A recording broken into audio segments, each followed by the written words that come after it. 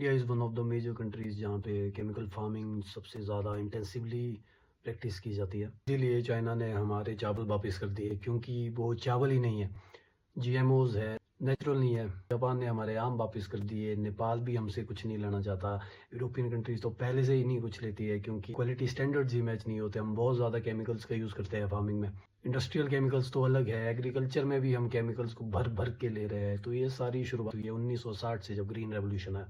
It was a planned strategy by the Ford Foundation and Rockefeller Foundation को मौका मिला science experiment करने का, to keep us all dependent on them. की शुरुआत हुई है 1940 से, जब मेक्सिको में वीट की शॉर्टेज हुई थी। तो दे इंट्रोड्यूस्ड ड्वार्फ वीट, जो कि फर्टिलाइजर्स पे डिपेंडेंट रही। 10 साल में they also became exporters. 1965 they came to know the darker truth कि ज़मीन उनकी इनफर्टाइल हो चुकी थी, नीचे के वाटर रिजर्व्स उनके पोल्यूटेड हो चुके थे, हवा में उनके नाइट्रस ऑक्साइड बढ़ चुका था।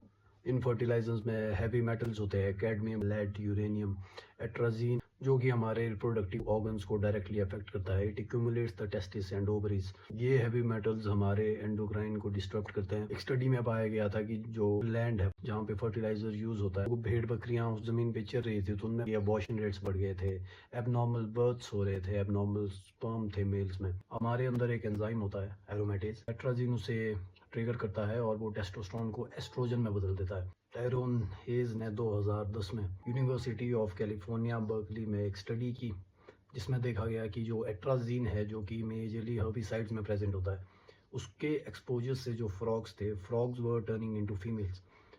Not every frog out of 100, 20-25% frogs totally developed female reproductive organs inside them, जिससे कि उन्होंने अंडे वगैरह दिए। लेकिन जो बाकी के मेल फ्रॉग्स थे, दे डिडंट टर्न, वो फीमेल्स में नहीं बदले, लेकिन नपुंसक ज़रूर हो गए। और यही चीज़ फ्लोरिडा में भी देखी गई थी, जहाँ पे एक खेत में केमिकल फर्टिलाइजर्स का यूज़ होता था और उसके साथ से एक नदी बहती थी डाउन स्ट्रीम। तो उस नदी की मछलियाँ और जहाँ पे वो पानी मिलता था, वहाँ के एलिगेटर्स, उनमें भी फेमिनाइजेशन ही देखी गई। ये डॉक्यूमेंट किया गया है by different institution, university of Ottawa, institute of health. कुछ ऐसे भी एविडेंसेस पाए गए जहाँ पे जो फार्मर्स केमिकल फार्मिंग करते थे, उनके जो ऑफस्प्रिंग्स है, इनफर्टिलिटी रेट्स पाए गए, उनमें एबनॉर्मल बर्थ्स पाए गए। तो इस चीज़ से बचने के लिए काफ़ी इनिशिएटिव्स चले हैं पूरे वर्ल्ड में, पर मैं वर्ल्ड की बात नहीं करूँगा, मैं इंडिया की बात करूँगा।